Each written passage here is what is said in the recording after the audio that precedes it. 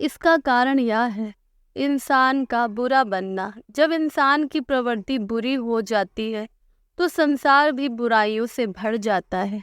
गौतम बुद्ध की इस कहानी से जानेंगे क्यों कोई व्यक्ति बुरा बन जाता है और बुरे काम करने लगता है। साथ ही इस कहानी में जानेंगे कैसे बने अच्छा इंसान। एक गांव में एक शातिर चोर रहता था। पूरा गांव उस चोर के बारे में जानता था, लेकिन इसके बावजूद भी कोई उसे पकड़ नहीं पाया। उस शातिर चोर ने अपना संपूर्ण जीवन चोरी करने में लगा दिया। इतना ही नहीं, आसपास के गांव और नगर में भी उसकी बराबरी का कोई चोर नहीं था। चोर का एक बेटा था जिसे वह अपनी तरह ही शातिर चोर बनाना चाहता था। इसलिए वह अपने बेटे से हमेशा कहता था कि कभी किसी साधु या सन्यासी के उपदेशों को मत सुनना। यदि कोई कुछ कहे भी तो अपने कान बंद कर वहां से भाग जाना। बचपन से ही उसका बेटा अपने पिता से इन्हीं बातों को सुनता आ रहा था, जिसके कारण ये बातें उसके मन में बैठ गई थी। ऐसे में बड़े होकर बेटा भी अपने पिता की तरह शातिर चोर बन गया।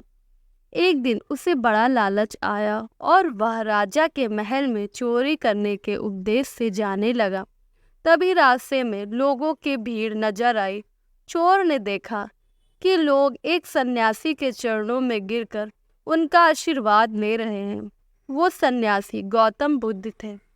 चोर साधु सन्यासी से दूर रहता था क्योंकि उसे अपने पिता से यही सीख मिली थी, लेकिन भगवान बुद्ध को देख वह उनकी ओर आकर्षित हो गया। इसका कारण यह था कि पहली बार उसे किसी तेजस्वी व्यक्ति के दर्शन हुए थे। अचानक उसे पिता की बात याद आ जाती है कि साधु सन्यासियों से दूर रहना चाहिए। चोर असमंजस में रहता है कि वह सन्यासी के पास जाए या चोरी करने के लिए आगे बढ़ जाए। एकाएक उसके मन में एक प्रश्न आता है कि आखिर पिताजी क्यों साधु संतों से दूर रहने के लिए कहते हैं। इसका उत्तर जानने के लिए चोर भी लोगों के बीच बैठ जाता है और भगवान बुद्ध के उपदेश सुनने लगता है। बुद्ध लोगों को झूठ बोलने की वृत्तता और विश्वासघात के बारे में बताते हैं। उपदेश समाप्त होने के बाद सभी लोग अपने घर लौट जाते हैं और चोर भी चोरी करने के लिए महल की तरफ निकल जाता है।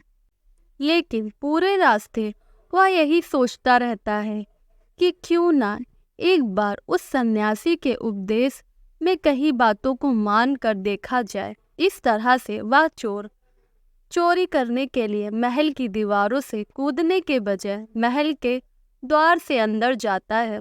उसे देख महल के द्वारपाल उसे रोकते हैं और भीतर जाने का कारण पूछते हैं। चोर कहता है, मैं चोर हूँ और महल में चोरी करने जा रहा हूँ। द्वारपाल उसकी बातें सुनकर हंसने लगते हैं और कहते हैं, जरूर यह महल का सेवक है या नौकर होगा और हमसे मजाक कर रहा है।